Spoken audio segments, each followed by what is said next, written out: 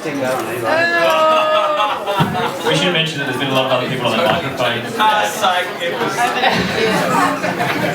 Now, it's been a very big year. Kevin, you were sitting here a year ago. 2 years ago, was it? Sorry, 2 years ago. Yeah. Take us through the little image that we saw in the album packet of you writing the music for this record. Where was it, and what was happening? It depends which clip, but you seem to be out in some sort of bushland area. Oh, okay. That was just a house. We've been down to a few times since we heard about it. It's just a house that it's a few hours down south, and whenever I need to just go and get spaced out, not in the illegal sense, just to like just to spread out and record whatever and just do whatever. So a little bit of the recorded album was recorded there, but not all of it. Yeah. Most of it I just sort of do at home, and I think of the music wherever I am, but I make most of it at home. So just take us through that process just a little bit, because I'm really intrigued. Like you've got something comes to your head somewhere else. Sure. Yeah, it can be, it's just, just ideas for songs, it's just the seed of it. The seed is the most important part of it. And you just imagine sort of planting various seeds in your garden. Some of them grow to be fully formed plants, and some of them die when they're shrubs, you know what I mean? Like that's all you can hope to do. This album was obviously a departure from what you've done in the past, and these guys, when they first saw it, how did you respond? How did you guys respond? I don't know. I think I said it like when we got there. I definitely was like, it definitely reached a different point of like transcendence. The things that he was into, like the things that roughly I thought that Kev was listening to. I was just like, whoa, this is like beyond anything that I thought it was ever good. I thought it was pretty good. I didn't think it was that good. I thought it was like, he's alright. Is it a leap of faith though when something quite different like that comes out of his brain for you guys? To me, it like Kevin sends us to praise or whatever. It may seem like it's different on the superficial level, but it's still coming from the same brain. It's still Tame Impala, Kevin's songwriting. So it's never as much of a leap as you would think that it is. I guess. And I'm always used to being, going back from like when I was 12, being blown away by songs he was sending. So you kind of get acclimatized to anything new that he sends your way. You can adjust to it. No, I get like what, repeating what Dom said. I guess it feels like different. It might like feel like a lot different, like the new record compared to Lone Reason. But I remember like him showing it to me in the car one day. So I was like, yep, that's good. He was going to go in the car, go to music shop, go to Cosmic, go to the shop. And he showed it to me, and I was like, this is amazing. But it's still like, it didn't surprise me as far as like a palette of things that Kev does. Like, I remember going like, oh yeah, like this totally relates to like what I think he can do. Still, I think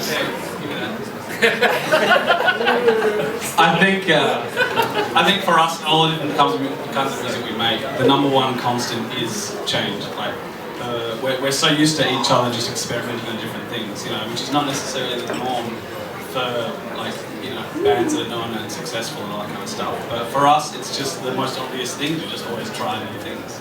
So for us, we're not as surprised by it. Yeah. Did you ever feel the pressure as you're doing it to, that it has to be as good as the last?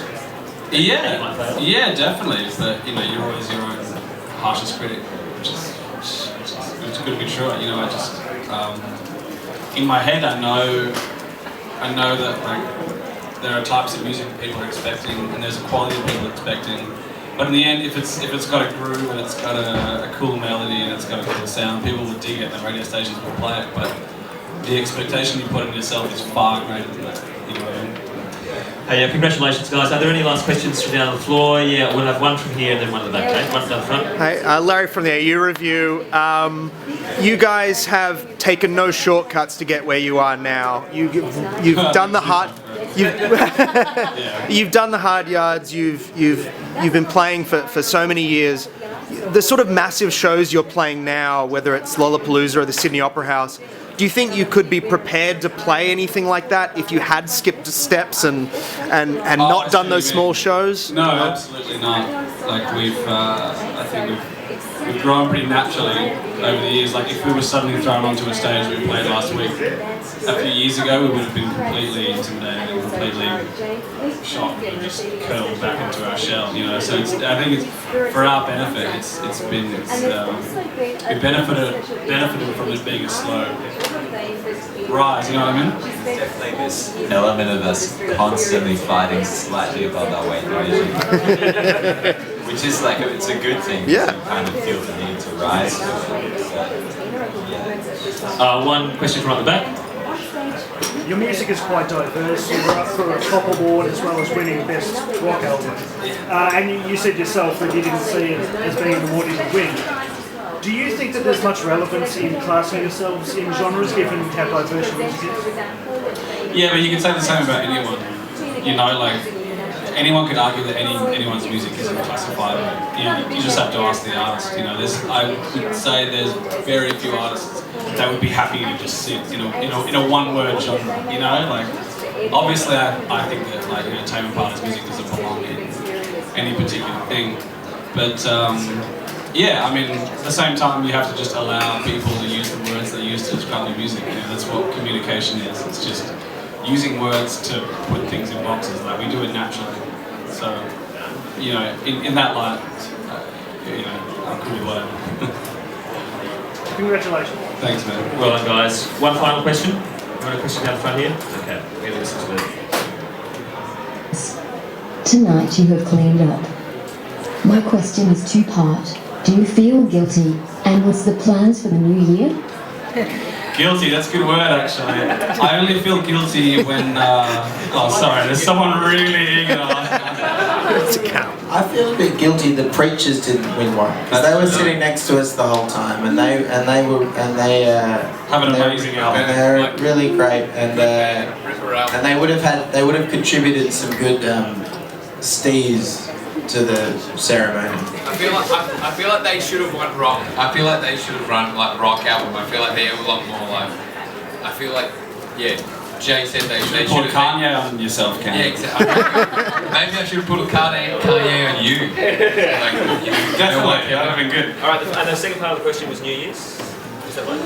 What's the plans for New Year's? What's the plan Plans for for New the Year's? new year. I don't know, I think the album cycle continues. The saga continues. You know, The quest continues. the quest for world domination. No, I'm not even going to finish that sentence. You know, yeah, a bunch more tours. Hopefully some time off. Hey, That kind of stuff. congratulations, guys. It's really Thanks, well man. deserved. It's really fantastic to see you do so well. Really, yeah. Ladies and gentlemen, Tame Impala.